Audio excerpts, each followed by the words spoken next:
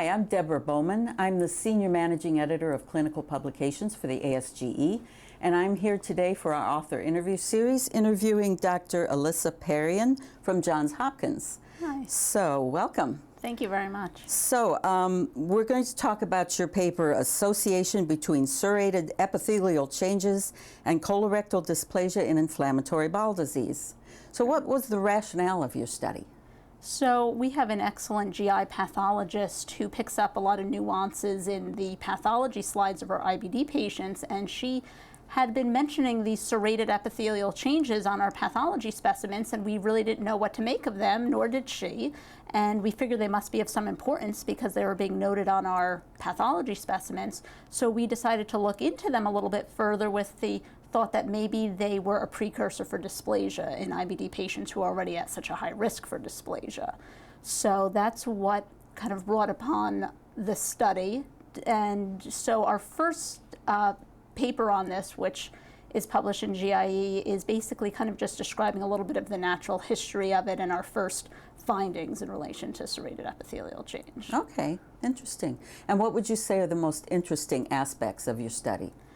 So I think the most interesting aspects really are is that there was a high rate of dysplasia that we did find in IBD patients who had these serrated epithelial changes.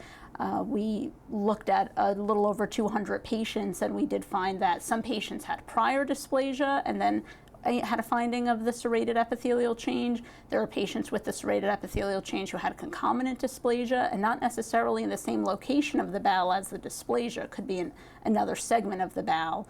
And then over 20% of patients then ended up having follow-up dysplasia after the finding of the serrated epithelial change. So there was a pretty high rate of dysplasia. Of course, there was not a control group because this was just a description of our initial findings, but it's much higher than reported dysplasia rates kind of in the general tertiary care practice setting. And we also looked at surrounding histology in terms of the inflammation, how much inflammation was, and only about 50% of them had active inflammation. And interestingly, a point that I want to point out is that this is different than sessile serrated adenomas or serrated adenoma. This is a finding that about 80% was on random biopsies. So these are not yet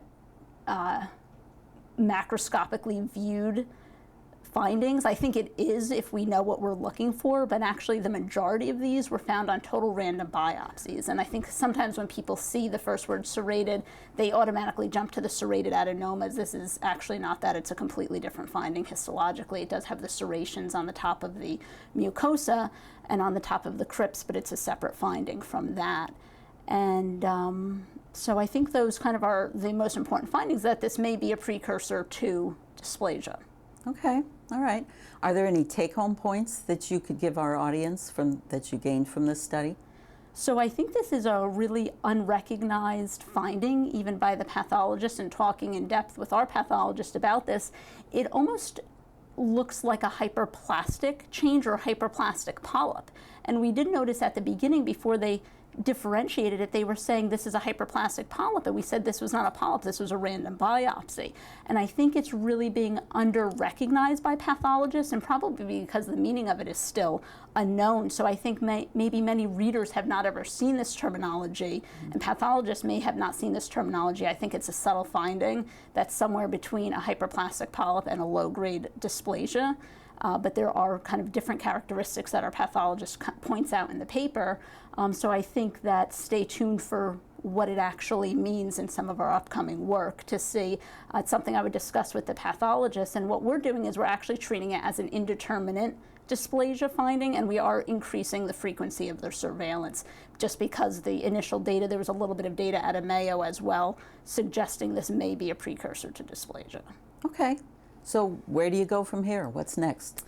What kind of follow-up? Next is the real study of actually having a control group now that we found some interesting results in this preliminary study. So we are working with University of Chicago and David Rubin out there, and we are kind of combining all of our patients with serrated epithelial change and matching them to controls, and going to see if there's really an increased risk of dysplasia. We're also controlling very tightly for the degree of inflammation to make sure that that's not playing a role in this, and to finally determine, if this is a marker for dysplasia, and then also going to work with some of our translational researchers to do some sort of stainings for this for any genetic mutations or methylation defects to see if it's similar to the dysplasia findings in follow-up. Okay, okay. Is there anything else you want our audience to know? No, I think that's about all, and just stay tuned for the upcoming work. Excellent. Well, thank you very much for Thank coming you. here today and talking with us. I appreciate it. Thank you. Thank you.